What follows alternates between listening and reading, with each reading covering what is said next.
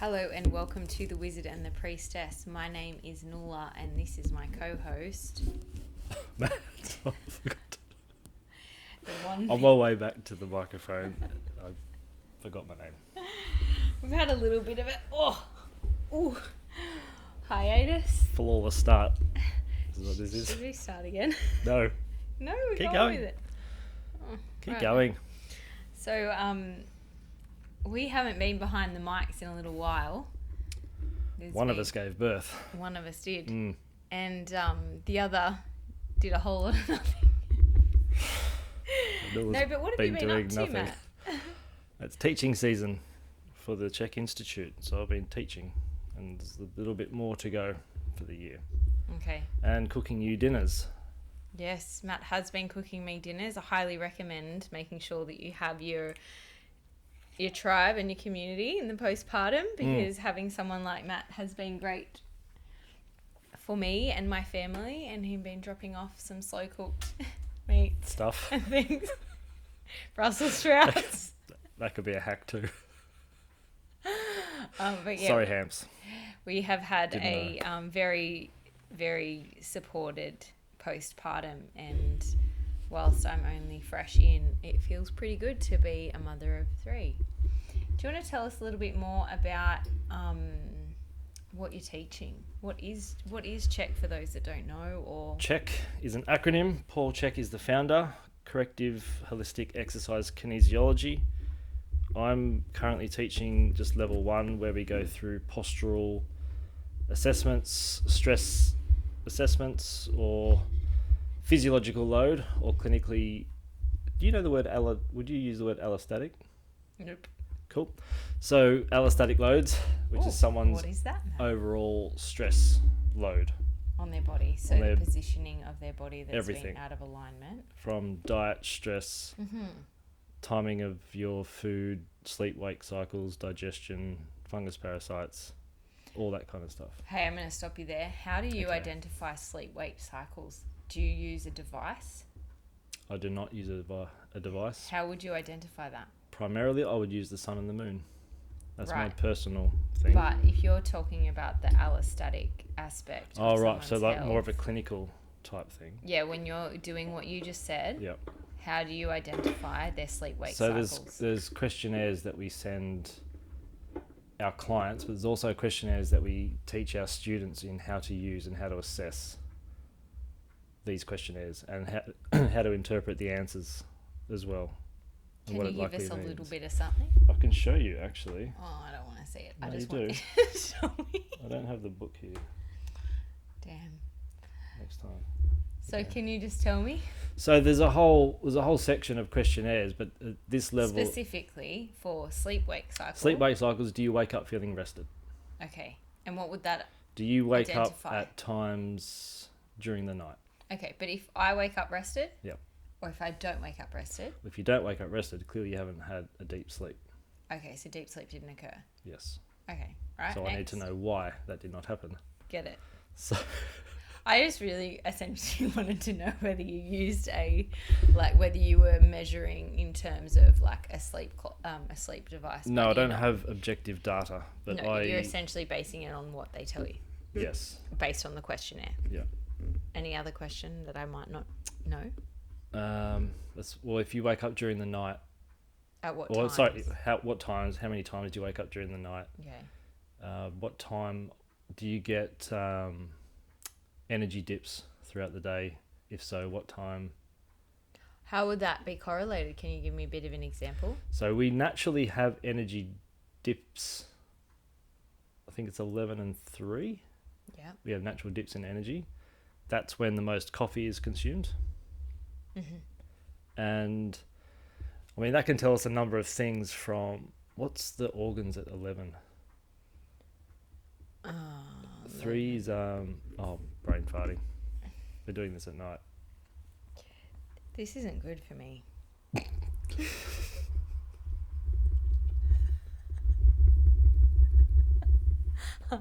Matt and I have been having conversations today, and I can't. I reckon once you get to mother of three, the brain just turns off in another direction. It just like doesn't function. You can't. I have to be like schooled back in. Yeah.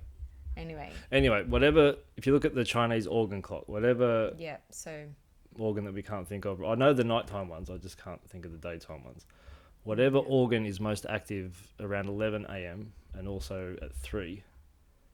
I look at those organ systems, what they correlate to mentally, emotionally, and what kind of, I guess, foods those organs react to in particular.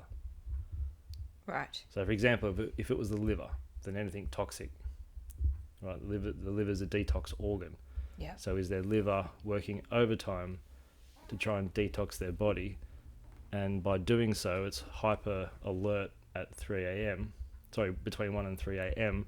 So if they're always waking up between 1 and 3 a.m., I know I need to start asking liver questions. Yeah. And then if it's not the dietary thing, which there's always a dietary thing, but if there's not, then I look at the mental emotional correlations to the liver. Yeah. Anger, fits of anger, spontaneous outbursts, feeling a prisoner to your What's own the routine. feeling a prisoner? Feeling a prisoner to your own routine, that stuck emotion we store in the liver. So it's our deep sense of relationship to ourselves. So I want to know, is my client patient, is that a thing for them?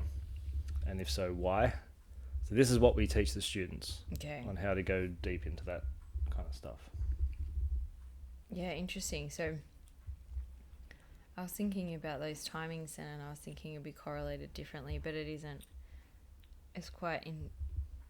Oh, okay, right. What's the 11? Well, we got 11 to 1 is the heart, so that makes perfect sense because it's the fire sign, the heat, full fire. And then 1 till 3 is the small intestine, so you're still looking at the same. Yeah. It's still a fire sign. Right. Fire's gone out. Yeah. And because you should. I mean, obviously, I'm sure hormonally it makes sense that you get that dip at 11 because you're meant to prep for lunch. Yeah. Okay. Yeah, go and choose all the foods. So there's those questionnaires, and then there's those questionnaires give us a bit of a... It gives a bit of an insight of the behind-the-scenes stuff, and then we assess posture. So we assess the spinal curves. Yeah. And then show them all the assessments, and then show corrective stretches and exercises to help balance all that out. Yeah.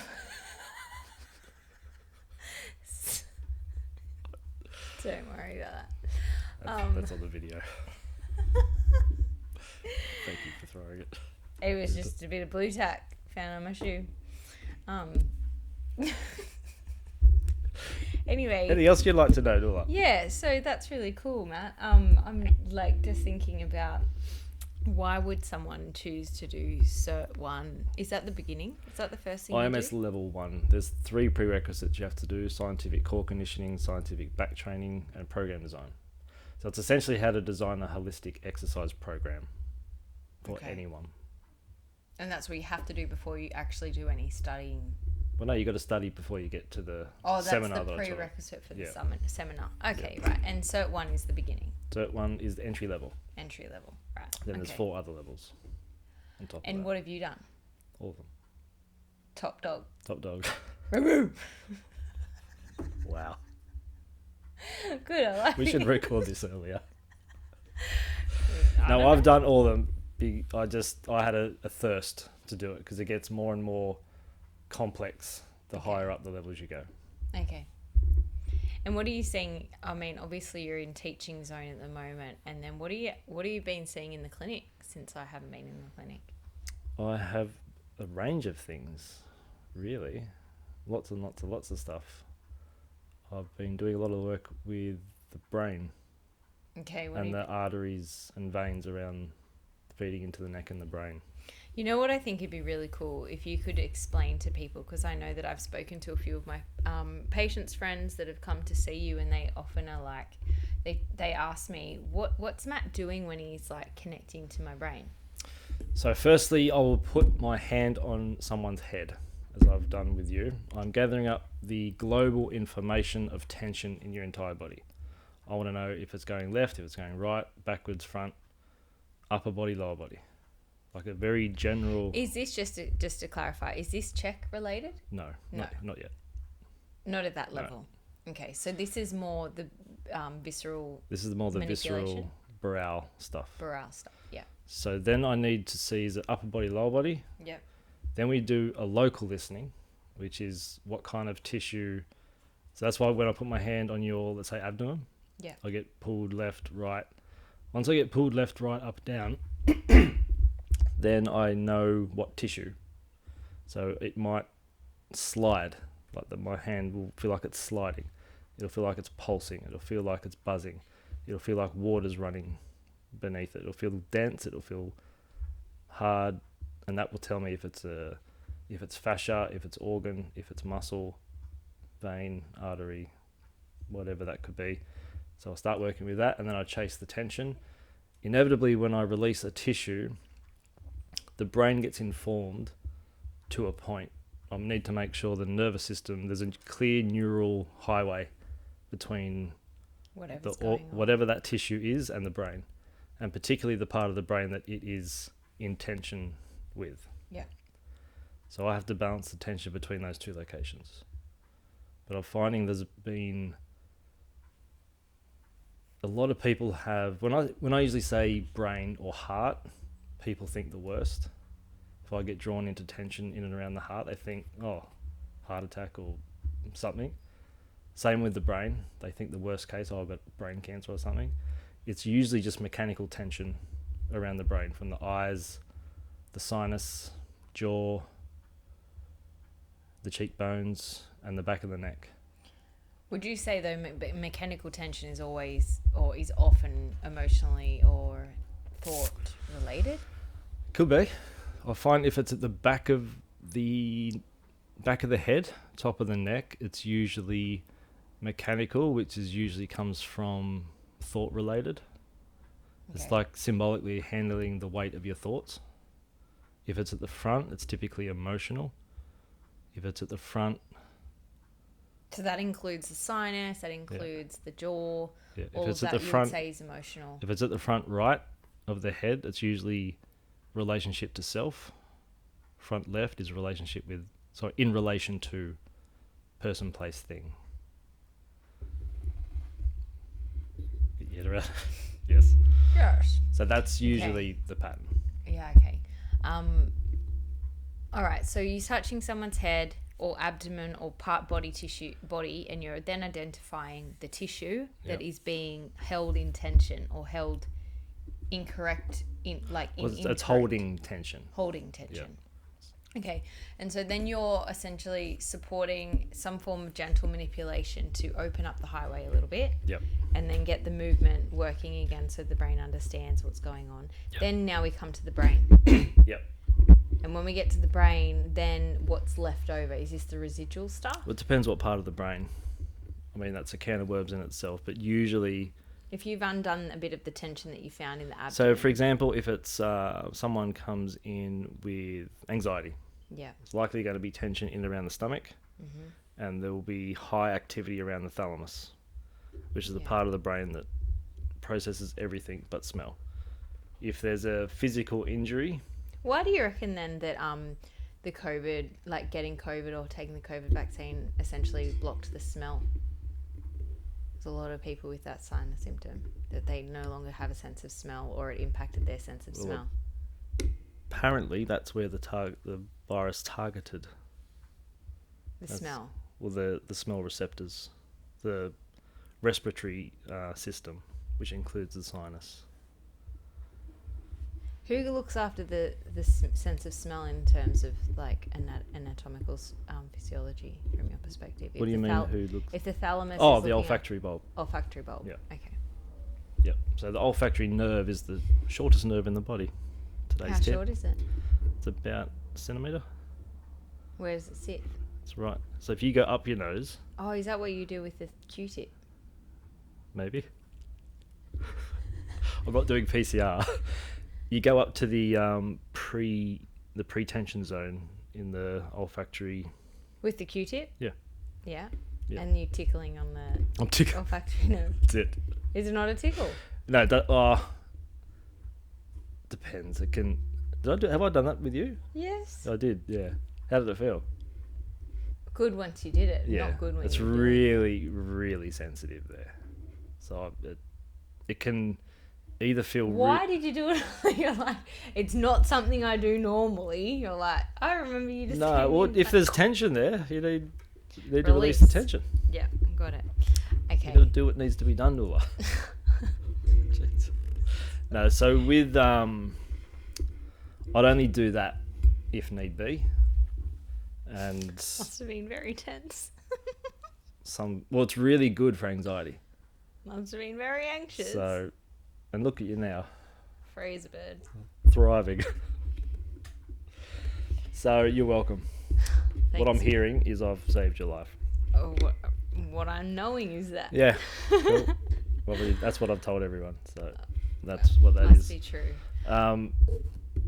Where was I going with that? I don't know. Olfactory. Olfactory. No, what I was kind of picking you away from what you were sharing, but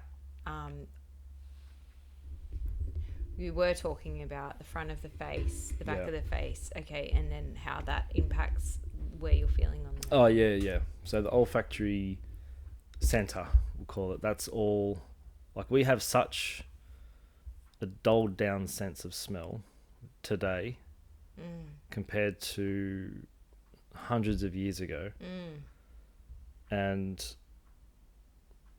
like, you know when you're attracted to someone? Yeah. And what you're attracted to is actually their immune system. Yeah. That you can smell through the olfactory cortex.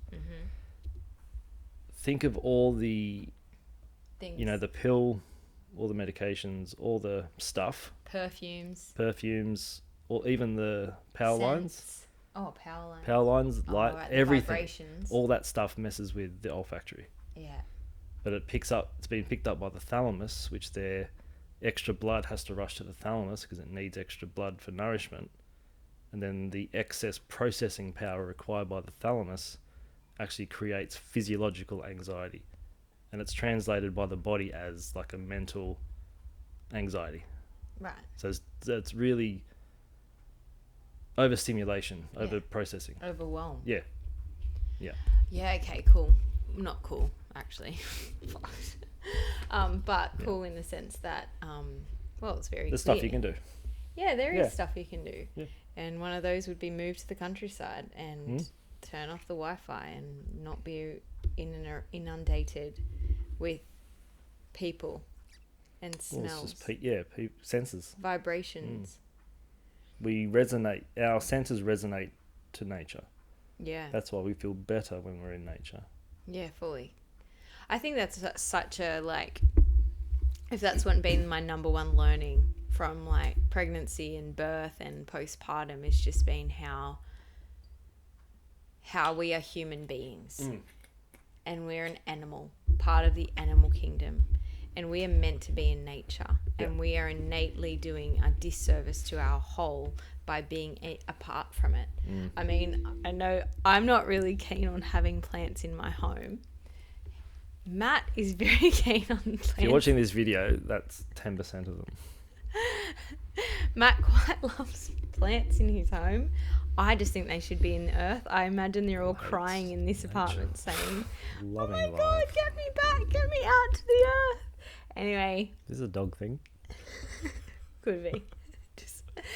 I just think that, I definitely believe that one of our most underrated senses is our sense of smell. And there is so much, even on a very simple note, but there is so much in birth that is about smell and the sensitivity of our smell and why we do certain things and why when you go into a hospital setting, it must be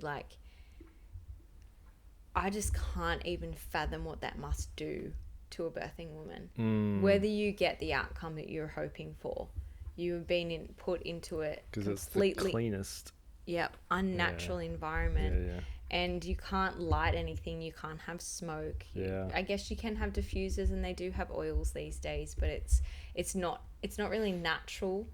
You're not in the natural fumes of your own being and of your own smells and scents that keep you safe and make you feel safe. Anyway, there just must be so much to that is not serving. And I mean, even for myself and my babies, like, they've all been born at home, and they've all been born in and around, encompassed by family, or encompassed by people that we see and we hang out with, and very close friends. And I notice when, like, I don't tend to let my babies go in other people's arms in their early time, ever. It's not like, unless I need a hand, and then I'll be like, here, take the baby, let me do what I need to do. I should feel special. She's very special, Matt. But even, we go somewhere and she's alerted. Yeah. She's only a month or 2 months old, and she's alerted. She's very aware that okay, this doesn't feel right. Or it doesn't feel as safe as it did before. When I'm not in mum's arms, I'm alerted to that. Which kind of feels okay in a sense when people always have their babies in a pram. Well, that obviously makes sense that they start to this feels safe to me, because this is my home, this is my space that I spend a lot of time in. So I guess that is one of those things that, like, you either they might be missing the heartbeat of the mother on that sensation of the vibration that the mum's giving off, but they've got the safety of that nest. Okay, so sorry, I digress. When that's really cool to know, coming back to the brain and how you connect. So we also talk about, I want you to go a little bit deeper then. So you're talking about the visceral matter of fact. So the visceral sensations that you're feeling within your body. That's the psycho-emotional aspect of it. Okay. So all the soft tissues hold on to emotions. Yeah. It's our hard frame, the muscle, the bones, the ligaments, etc. They portray the underlying psychological theme of the person. Yeah, because they've just been someone with depression will typically present hunched forward. They're trying to guard their heart. Yeah. Someone with low self-esteem will present like in a similar posture, but it's like they've been kicked in the guts, like that bent over posture. Someone who's fearful will hide in their shoulders, and that will, over time, the nervous system will adapt to that specific input, because that's what it does, right? Yeah. We work on the SAID principle, the specific adaptation to impose demands. So the more you move in a certain way, your nervous system develops a motor engram for you to move in that particular pattern. Yeah. So if I'm trying to correct your exercise technique, for example, I need to break down the old pattern and then reintroduce the new one. And it can take, depending how coordinated you are, 300 to 5,000 reps to break that down and reintroduce it. Right. So that's why I get you to do your program on your own. But outside that, so that's when the CHEK stuff could come in. Right. So that's where the corrective exercises come in, or the measurements, the assessments. So we know where the person's at physically, mentally, emotionally, and even spiritually. We can design a program to meet them where they're at. With most, this is not all PTs, but speaking from a PT, being a PT myself, I can tell you that most PTs, you go to a gym, sign up for a PT, you will get a program that they've likely seen on YouTube or Instagram from an influencer, and they'll copy and paste several of those, and that's your program. Yeah. Very few people know how to assess. And I'm including a lot of physios and exercise physiologists in that. When it comes to the exercise program. No, not necessarily the exercise program. The way that they even treat. An exercise physiologist probably know more about exercise than a physio. Being very general here. But the chiropractors and the doctors, osteos, don't study exercise. No one does. But I haven't come across another program on the planet that goes deeper into not only the physical aspect of the exercise, but also like the dietary and the sleep and all that kind of stuff, but the mental, emotional well-being of a human as much as the CHEK system. That goes all the because way it to God. becomes very individualized on that. It's all individualized, yeah. Yeah. So the exercises I prescribe for you are the ones that your body would very much benefit from. But I wouldn't give your program to your partner. It'd be completely different. Yeah. And to your best friend and to your whoever. They'd be completely different programs. Yeah. Because they're your individuals, aren't you? Most of the time. Yeah, I mean, for sure.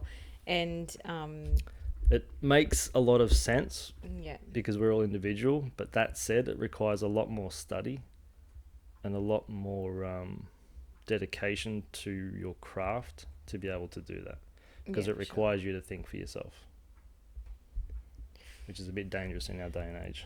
Yeah, absolutely. And I want you to go further into your brain thing. So when you touch on the brain, I want you to go deeper now and let us know what.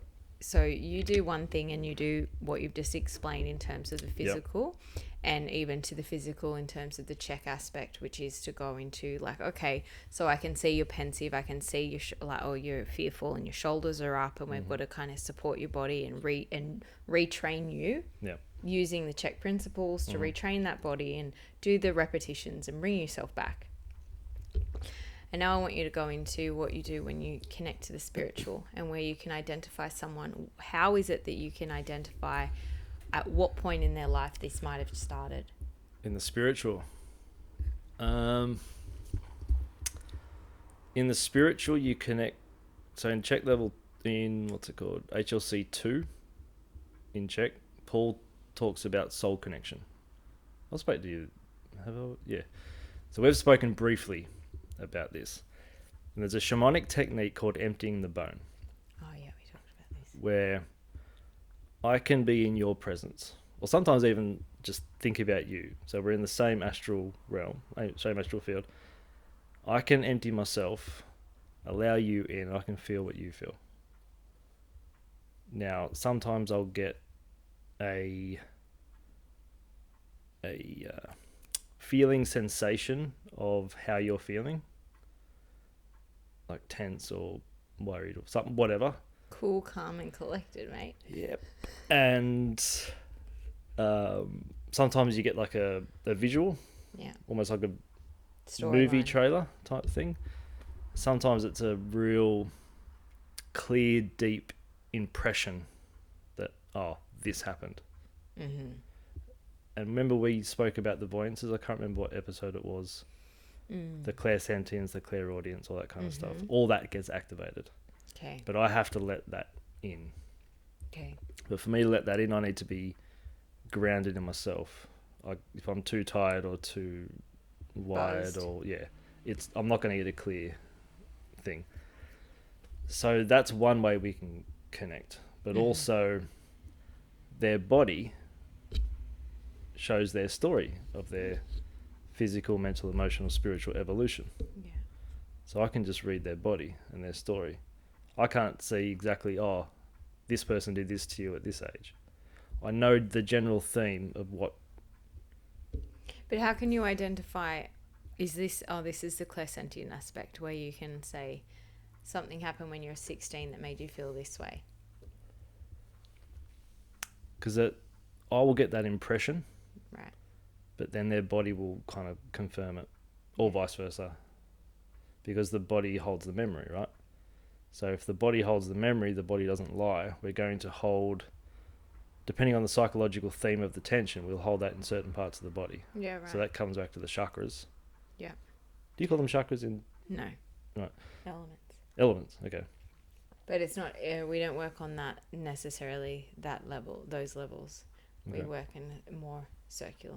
Okay. But it can be, anyway. Yeah. So be it whatever chakra it is, or energy centers, whatever your preferred terminology is, that will tell me probably where and what sort of happened, ballpark. I can ask their brain what happened, but if they don't want me to know, I won't. So it's not like me reading someone's past without their permission. I can't do that. That's not how it works. So I can go into your brain and say, is there tension that Noola's holding on to from when she was younger than 20. If I get a yes, was it, I'll get as specific as I can to the age. Then it will be inside, outside. Was it to do with a male, female, parent, sibling? Just kind of go off the list until I get to the, not necessarily the event, but the place in the body where that trauma is stored. Then that's going to connect to a part of the brain, most likely either thalamus, fornix, or amygdala. Yeah. Sometimes what's it called? The sensory motor cortex. So it actually affects their physical movement. I've had people holding on to trauma from childhood that had a limp later in life. Yeah. And I worked with the memory, the subconscious memory, and their limp just dissipated. Yeah. Wow. Which I didn't know that was a thing till it happened. That was cool. So there's lots of little things like that.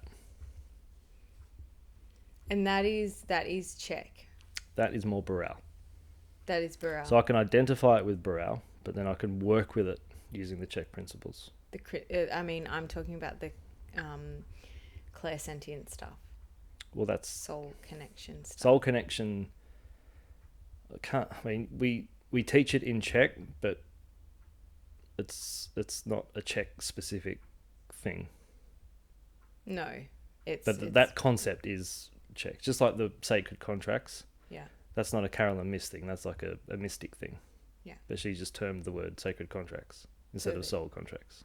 Just so that you can grasp it. Yeah. In the way that she teaches it. Yeah. Yeah, cool. All right, I hope that answers your question there, B. Are we doing Q&A, are we? Oh, should we be listening? Cool. Hi, B. Hope that worked for everyone. Do I know B? Yep, you do. Cool. What's up, B? What's up? Yeah, all right. And then another thing that I was thinking about was, so that is essentially encompasses the wizardry of the wizard and how you kind of utilize your knowledge of CHEK and then incorporate Burrell, like the visceral work. That's the manual therapy. Visceral manual therapy stuff. And then what's the... there's another aspect. There's the coaching, coaching is probably also CHEK aspect, right? It's very CHEK influenced, you could say. Okay. There's the training. Oh, okay. So you mean coaching is in like life coaching sort of work? Yeah. More, not psychology, but kind of. How do you do that? What do you mean? Well, do you just talk to someone, or do you kind of go into their brain and then work them through and then bring them back? Depends on the person. I feel like you wouldn't necessarily do just that on its own. No, depends what they're in for. Really. Well, if they're coming to me specifically for coaching, yeah, then I would send them out fairly comprehensive questionnaire to, from a physical viewpoint, measure up to 29, 30 glandular and hormonal systems. And that will give me an idea of the physiology in the background that could be driving or inhibiting someone's mental state, or exacerbating it, maybe a better word. And then I can find out the most traumatic events in their life and see where they potentially stopped developing psychologically. And it's usually within the first 7 years, 9 times out of 10. And a lot of people don't remember what happened in the first 7 years or the first 10 years. So there's some kind of PTSD there. And I'm probably not going to get the answers from them. If they're open enough, they'll let me do my thing and I'll get somewhere with it. Why would a person like soul say no to you going in? Well, they'll perceive it as a threat. Kind of, yeah. Is that kind of like, is that kind of like, so for example, in the work that I have done with a coach and things, and we talk about, the way that I have kind of understood it is sort of we've had an experience, traumatic experience. So that's usually under 7, right? That inner child is then being curated, and she's stunted now at that age, she or he. Or they. I knew that was coming. They've been stunted at that age, and then they are they then create what I call the security guard, and that security guard ensures that child never feels anything but that state of anxiety, fear, torment, overwhelm, whatever it might be, and it keeps them locked in that feeling, because any other feeling is unsafe.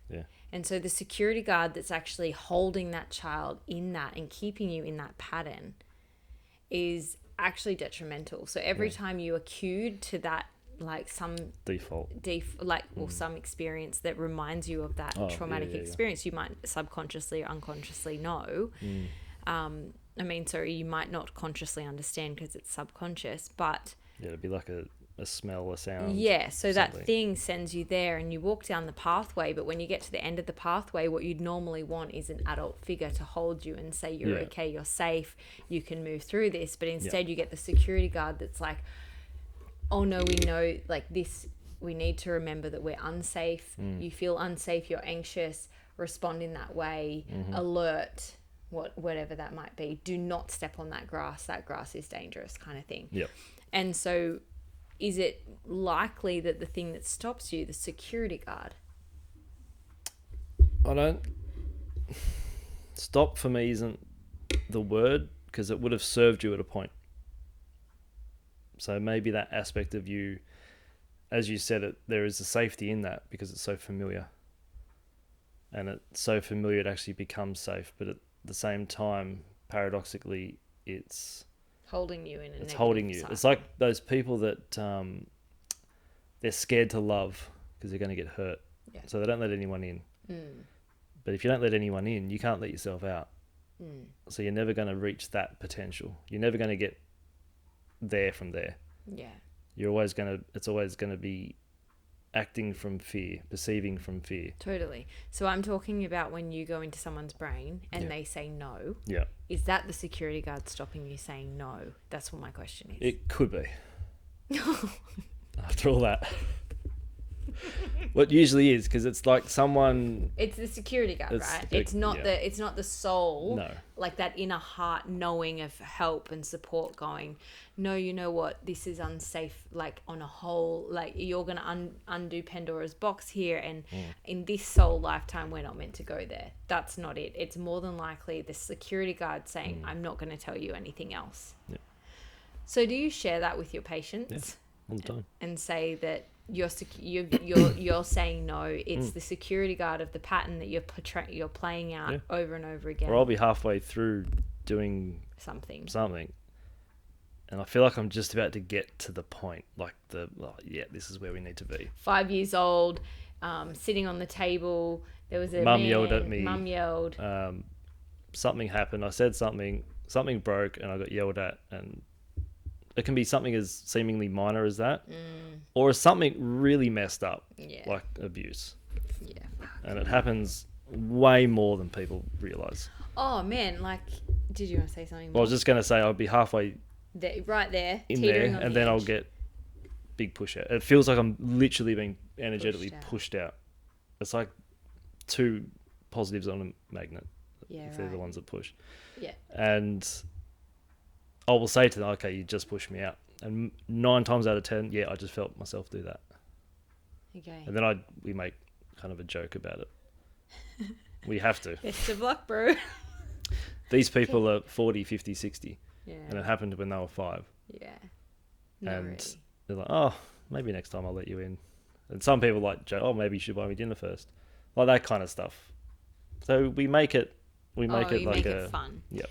I wonder though, it's the sense of humour that keeps bringing people back.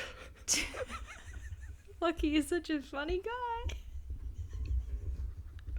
I couldn't even say that with a straight face. You're just so funny. Lost me. But what I was... God. the wizard, guys. He is hilarious. You were still wanting to sign up. I forgot about that. He's still single. It's really a mystery to us. I think it's just when I speak. Maybe. Yeah. Oh, no. Everyone wants to hear you speak. What I was going to say, though, was... Can you just repeat before you said the thing that was funny? What were you talking pushed about? out. Being pushed out. Okay. Do you then go back in? Can you go back in? Not that day. No, okay. Another time?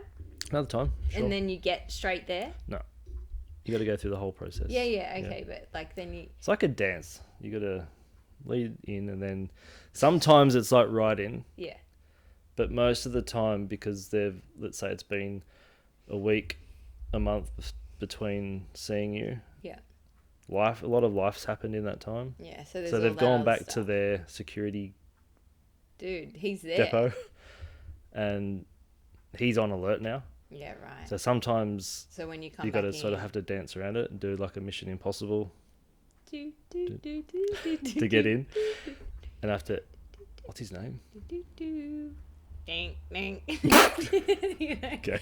they made that ding, ding, ding, ding, ding, ding. You know that one? Someone I would think know we're it. talking about two different episodes now. Is that I Dream of Jeannie? No. What are you talking about? It's Mission Impossible. No. No. What is it? Oh, I know what it is. It's Eddie Oh, Murphy. yeah. Yeah. That was such a good movie. Yeah, but anyway, the brain. Okay. What I wanted to say though was that idea of it could be as simple as Mum yelled at me. Yeah.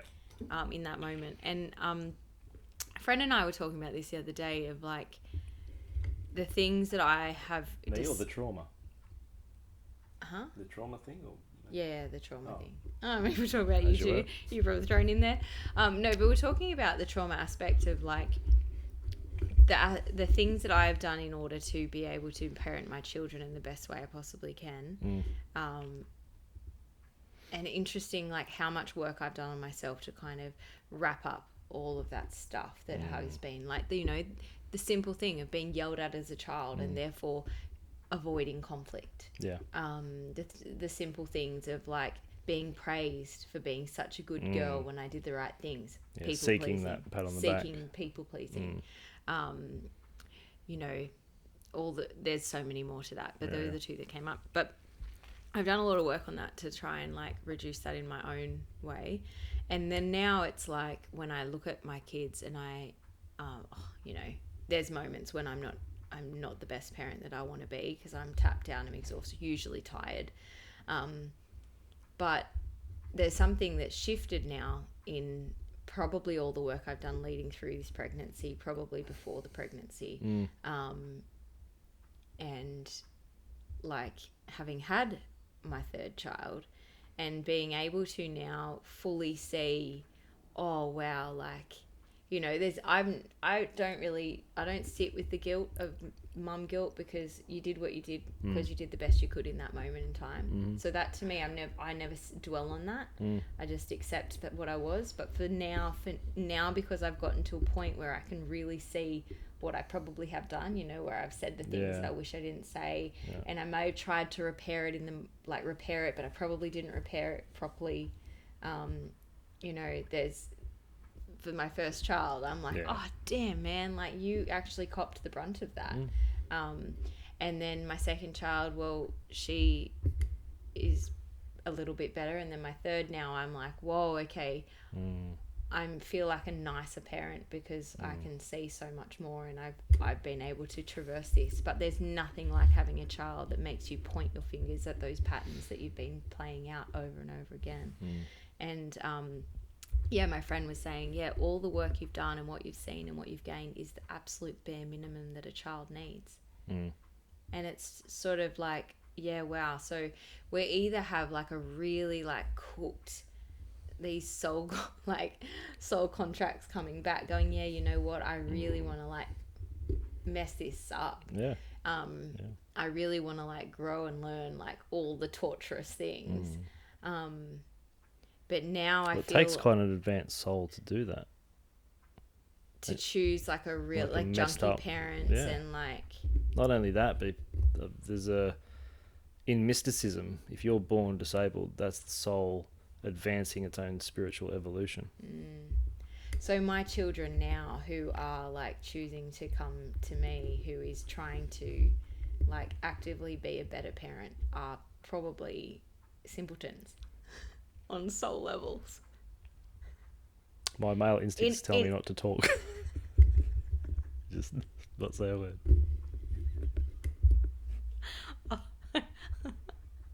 Well, I mean, like, I might just get going. I mean, like on a reality, like, Yeah. from your if you just said that if a child is born into this world disabled and they've chosen that on a soul level, Yeah. they've chosen to learn that experience. Yeah. Then my children who are utterly healthy and well and have parents who are like, You're saying that like it's a bad thing. no, I know it's not a bad thing, but like they're just not advanced souls. Well, they could be. That's Right. the thing. So You said it takes a very soul to, what's it like a very advanced like soul. a strong spirit to endure that form, right? So people who are born with, blind and deaf and all these kinds of things, imagine what state your soul would be in prior to that. Yeah, I just imagine Gurumul. You know Gurumul? No. He's I wish I knew his whole name, but he is a incredible artist and musician. Musician, like artist as in musician, and he has like he's an Aboriginal man who has changed. He was able to share the story of the young people and like give all of that information in a sense of like all the stories, but it was in language. It wasn't in English. And he chose to use that craft and that art in that way, and it's just profound. Unfortunately, he died at a really young age because of all the things. But yeah, he was born blind, and I watched a documentary on him the other day, and it was really sad, really gut-wrenching, and really beautiful all in the one. So maybe that's what the soul was there to. He came to give the world only what he could give, and Magic. you could say he gave the universe experience that only he could give. Yeah, it's pretty cool. So when we get to a point where you've worked with someone and they are like, and you believe, okay, do you ever get to a point, have you gotten to a point with patient where you're like, you're good to go, sir? All the time. Some don't need to come back for like a therapeutic visit. Some people like the tune-up, so to speak. Some people come in just for an updated exercise program. Some people, it's like they're good for a bit, and then life happens, and then I'm just the one they call. Yeah, right. I wonder whether like, I wonder what's going on in there for them. Like whether their soul is like, oh yeah, you made it, man. You did what you needed to do. Or whether there's... With who? Not you, but the patient that's like... I'm assuming that you've like broken through patterns and you've readjusted their physical ailments based upon their physical structures, based upon their traumatic experiences, and like gotten to the crux of those things, and then they've like up-leveled. Yeah. It's pretty magic because it's like... Some just come for the stand-up routine. Yeah, for sure. I just thought about that, like that graduation. Yeah. Do you get a prize to graduate? Sure.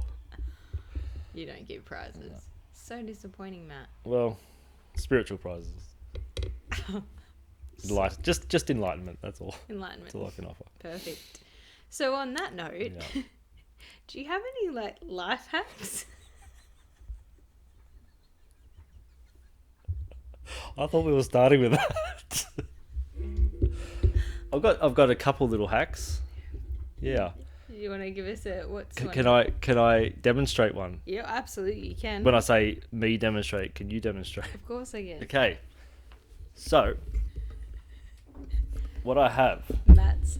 in my physical possession right now. Okay, so let me just bring this out like a like talk it in, bring it in like. It's like a breakfast show. Life hack. Paris. This is the. Please make that sound better. This is the ultimate life hacks from Matt the Wizard. You know, you've heard how he works with you if you were to come and see him personally one-on-one. But if you want just like a little taster of how to literally become like to up-level your life, here it is. So take it away. How many people do you know? I feel like I'm doing a helicopter bloody ad now. How many people do you know with sinus issues? Couple, Matt. I know at least 6. So here I have with me in my possession peppermint oil. Have you ever been in a situation? I don't know why I'm doing this voice. Do it. Love it. Being in this situation where you cannot breathe through your nose. Sometimes. So what we could do for that, even to the point of sinus pressure, Nuala, what we can do, peppermint. I'm doing a really addy thing on the camera. Peppermint essential oil. Okay. So, do you have any allergic reaction? Any weird I don't know. reactions? Let's try. Okay. World-breaking television coming up, ladies and gentlemen. So, 2 drops. Where do I put it? Underneath your tongue. How do I know how there's going to be 2 drops? Do you want me to do it? Maybe, because I could do more than 2. I don't know if this is the fast one or the slow. Do not kill me now. You might get 19. Make sure. Hang on. How do you get rid of it? Keep the water close. Okay, so what am I going to do? 2 drops. We should do radio. I told you.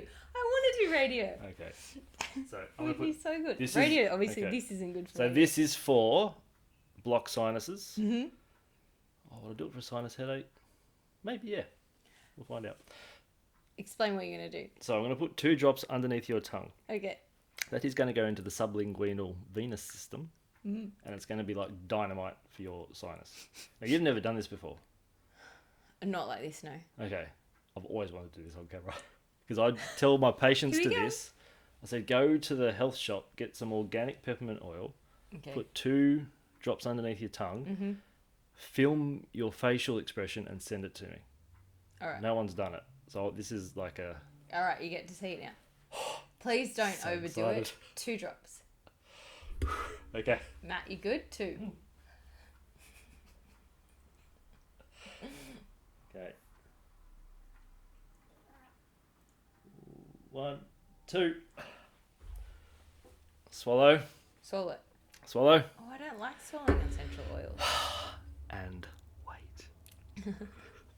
Wait for it. She can now see through time. I have just become...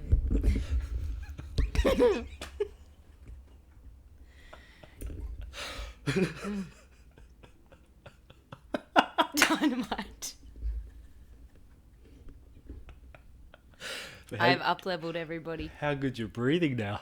Yep. Feels very fresh. It's almost hard to breathe. Yeah, it's a bit much at the start. It gets a little bit worse, but then it'll get better. Yeah, okay. We'll just give it a minute. Is peppermint oil good for you? Like, Yeah, it's really good for the lungs. okay, I get it. 1 drop of peppermint oil. I don't think you should consume it. Oops.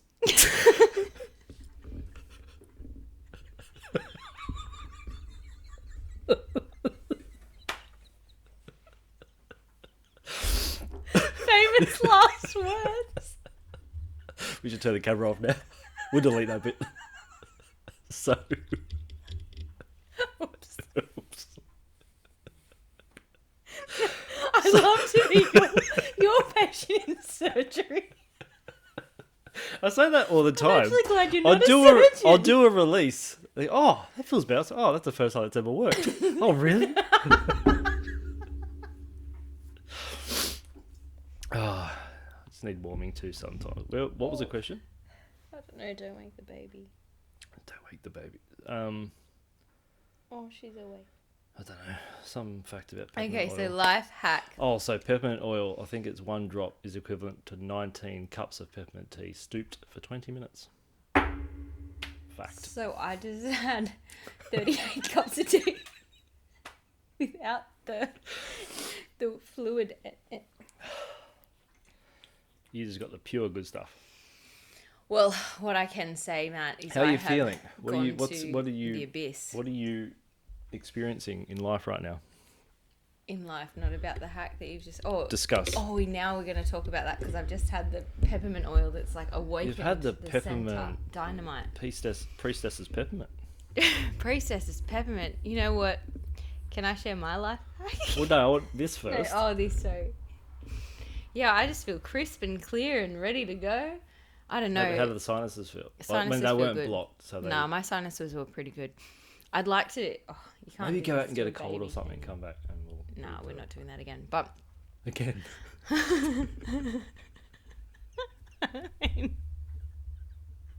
don't send me out in the cold. I'll need my life hack. I'll need a Okay. scarf. Say it again. I'll need a scarf. Nula's life hack is, if it's windy, have a scarf. In other words, It's very important. If it's cold, put clothes on. Mate, not everyone knows these If things. you're hungry, eat. What do you do if you're thirsty? Oh, water, of course. So simple. Hey, this Is this a TCM thing or is is this a Nula actually thing? level 2. I mean, not level 2. Episode 1 and 2. No, it's a TCM, very TCM thing to wear a scarf when it's windy because you want to cover the back of the neck because of the amount of energy channels that run up the back of the neck and run into the kind of base of the head, and because they're quite sensitive if you're run down. Right, maybe start with that next time. Mate, Let's go out. Matt asked me, what's a good life hack? I'm like, oh, I know, I got a good one. Wear a scarf when it's windy. And you just lost it. Yeah. So anyway, I thought it was quite an important Do you have any other one? aspect. No, not that I can think of. I've got to get really busy. I mean, I've got heaps of life hacks. You know what I learned the other day? What? Better be good. You know when you want to use old jars? Yeah. Oh, this is The going. best way to get the sticker off Yeah. is with a hairdryer. Yeah. Did you know this? Yeah. I didn't know this. I used water, but I don't. The hot water. Yeah. Hot water gets cold too quick. By the time you it's not fast enough to get off. I find, and Well, it's hot to touch the jar. I feel this is an entire new episode coming. Oh, do you want to stop and No, start? because I again? think we could talk about this for hours. So I've just thought of about 38. Okay. Well, life hacks coming to you soon. What do I put there? Don't say it now. Okay. Keep it a secret. time. Next episode. Thanks, guys. We hope you enjoyed today. See you then. Bye. Ciao.